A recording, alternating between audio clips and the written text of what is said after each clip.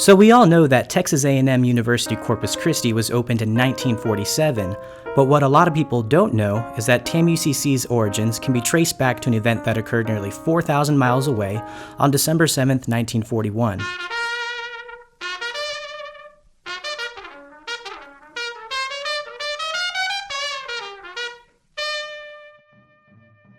Now, if that date sounds familiar to you, it's because that's when Imperial Japan attacked American soil at Pearl Harbor. This attack is what pushed the United States to become involved in World War II. Now, the United States military had several new technologies in development, including both radar and sonar, and many training facilities were opened in order to train military personnel to use these new technologies. A few of the training facilities included Chase Field in Beeville, Texas, Cudahy Field in Corpus Christi, Texas, and Naval Air Technical Training Center Ward Island in Corpus Christi. Now, I'm sure you're wondering what any of this has to do with A&M Corpus Christi, but I promise it will all make sense soon. In June 1944, the Veterans Educational Assistance Act, more commonly known as the GI Bill, was passed by President Roosevelt, providing financial assistance for all military personnel seeking an education. After World War II ended in 1945, many of the military training facilities, including the three I mentioned earlier, were abandoned, and veterans began flooding college campuses seeking degrees. It was during this time that Abria A. Sanders, a Baptist preacher, decided to start a Baptist college in Beeville, Texas. This college would one day become TAMUCC.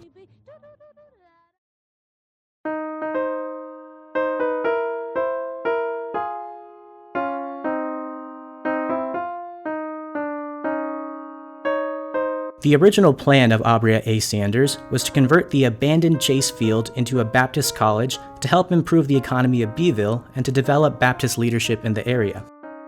Mr. Sanders shared his idea with other Baptist preachers, and they approached the Baptist General Convention of Texas as well as the city of Beeville in order to convince them that the college was needed. The city of Beeville offered to lease Chase Field to the Baptist for a rate of $1 a year. After months of discussion, the Baptist General Convention of Texas decided to accept Beeville's offer, and the Board of Trustees began organizing the college at Chase Field on December 16, 1946. In February of 1947, it was decided that the college's curriculum would focus on arts and technology. The board considered naming the College of Arts and Technology, but they did not want the name of their college to be abbreviated as CAT, which is ironic considering 70 years later, TAMUCC is inhabited by a tribe of feral cats. Anyway, eventually the board settled on Arts and Technological College for lack of a better non-feline name. In early 1947, Abria Sanders began organizing a financial campaign to convert the former military base into a school. In May of the same year, tragedy struck when Sanders was killed in a car accident near Seguin, Texas. He was on the way to Beeville with a donation of $1,000 that he had collected in Houston. After the sudden death of Sanders, much of the driving force behind establishing the college at Beeville had faded. After the city of Beeville failed to raise their share towards the campaign, the Board of Trustees determined that the city was less interested in opening a college and more interested in freeing themselves from the burden of maintaining the abandoned Chase Field. At this time, many cities in South Texas were looking to adopt and open ATC as their own. Among these cities was Corpus Christi.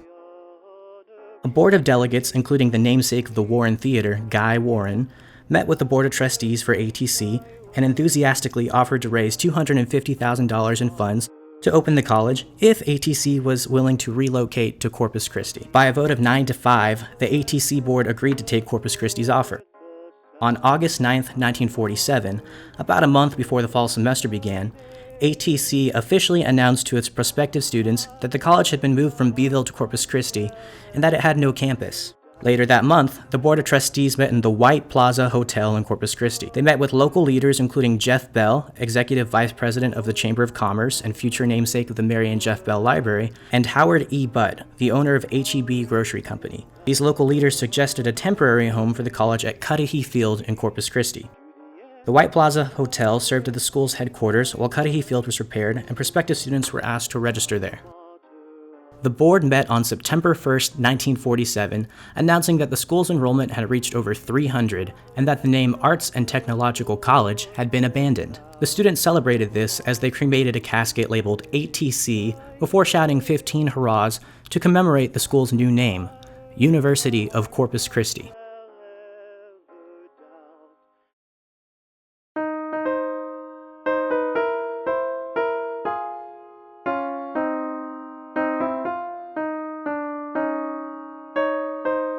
Just as soon as UCC arrived at Cudahy Field, it had secured negotiations with the city of Corpus Christi for a permanent campus location. After just one semester of classes, UCC left Cudahy Field for their third and final home, Ward Island.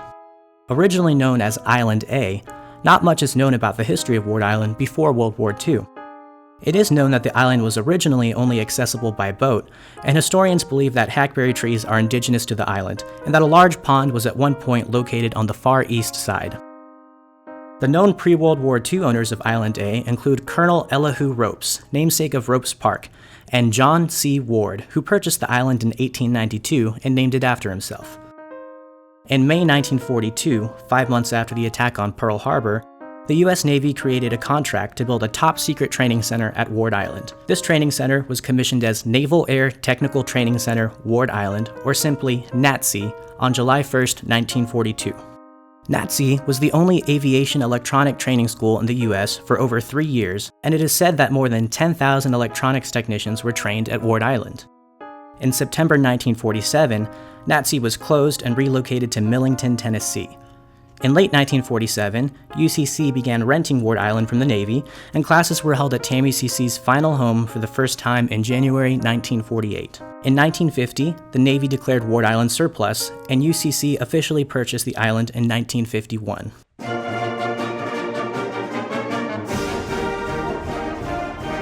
Four years after the school was founded, it finally owned its own campus, and the school began making changes to erase the military image that Ward Island had attained. The high fences surrounding UCC were removed, and the buildings were painted bright green and white. With these aesthetic changes, UCC began to look more like a college and less like a military camp.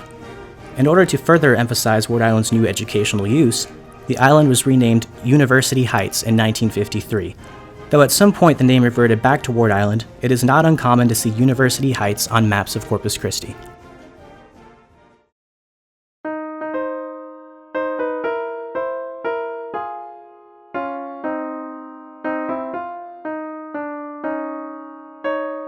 Soon after UCC opened its doors, the subject of the school's mascot was put up to a vote.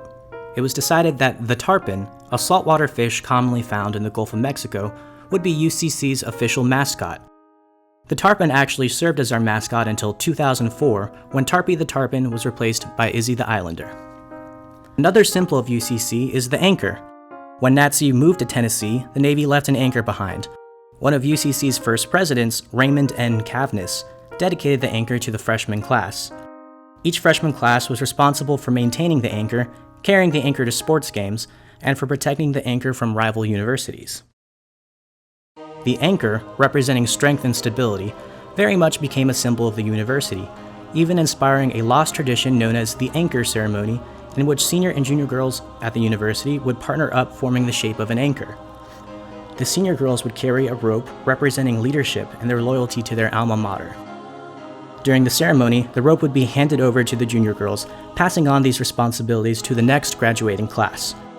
Throughout the 1960s, it was common for UCC's rival universities to attempt to steal the anchor, most of the time to no avail.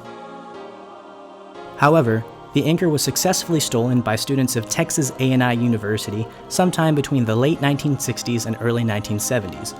Unfortunately, these students sold the anchor for scrap metal. Over 40 years later, the original plaque for the anchor was returned to TAMUCC as dictated by the will of an A&I student who kept it as a trophy when the anchor was disposed of. In 2015, a new anchor was dedicated at TAMUCC to honor its origins. The new anchor has two plaques, the original plaque from the UCC anchor, as well as a new plaque detailing its history. In April of 1952, William A. Miller accepted the presidency of UCC and began developing a master plan to improve the school. Demolition began on the old Navy buildings as new permanent buildings were built in their place. This is when many of the buildings that still exist at TAMUCC were built. William A. Miller Hall, a male's dormitory built in 1958, is now known as Classroom East. The Science Building, built in 1959, is now known as Classroom West. The University Library was built in 1963 as a donation from Howard E. Butt and Mary Holdsworth Butt. This library was one of two sister libraries donated by the Butts, the second of which being located in Kerrville, Texas. The University Library is now known as the Student Services Center, or the Round Building. In 1967, the Glasscock Memorial Student Union Building was dedicated. This building was essentially the University Center of UCC, including eating establishments, a bookstore, a post office, and at one point even a gymnasium. This building is now known as the Glasscock Student Success Center. Its first floor is now home to Casa and Pass, though the second floor is now abandoned.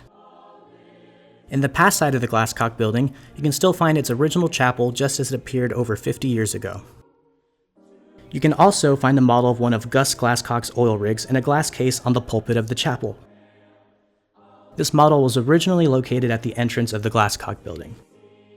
In 1968, the Moody Sustainers Fieldhouse was donated by the Moody Foundation and the Sustainers Club of Corpus Christi. Intercollegiate basketball was played here until the school joined the NCAA, and the crowds became too large for the facility.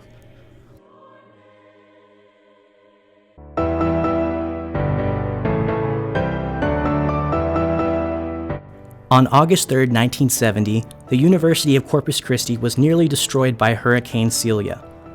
Many buildings lost large portions of their roofs, buildings were flooded, and a few buildings were completely destroyed, and the university library experienced a loss of over 10,000 publications.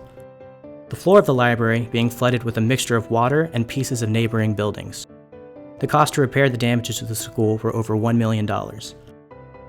After the Baptist General Convention of Texas failed to offer financial support in a timely manner, the UCC board negotiated with the city of Corpus Christi and the Texas legislature to join the Texas A&I system as a state-supported university in 1973. The Baptist General Convention of Texas did, however, retain 10 acres of Ward Island for religious education so that Abria A. Sanders' original dream for the school wouldn't be completely lost once UCC ceased to be a Baptist institution and became Texas A&I University at Corpus Christi. This new name only lasted until 1977, when the school became Corpus Christi State University. Many important buildings were added during this era, including Corpus Christi Hall, the Center for the Arts, the Mary and Jeff Bell Library, and the Center for the Sciences. In 1989, Corpus Christi State University joined the Texas A&M University system. The name of the school was officially changed to Texas A&M University Corpus Christi in 1993. The 90s brought us the Center for Instruction, Hector P. Garcia Plaza, the University Center, and Miramar Apartments.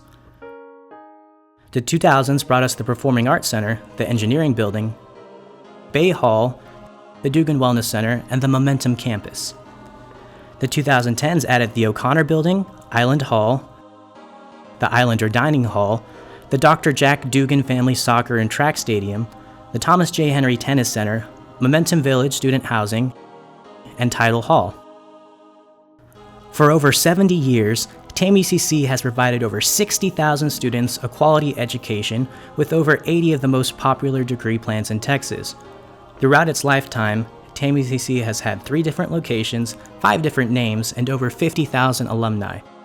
More than 70 years after Aubrey A. Sanders decided to open the Arts and Technological College, TAMUCC continues to evolve and expand, and I'm excited to see what the future holds for this gem of a university.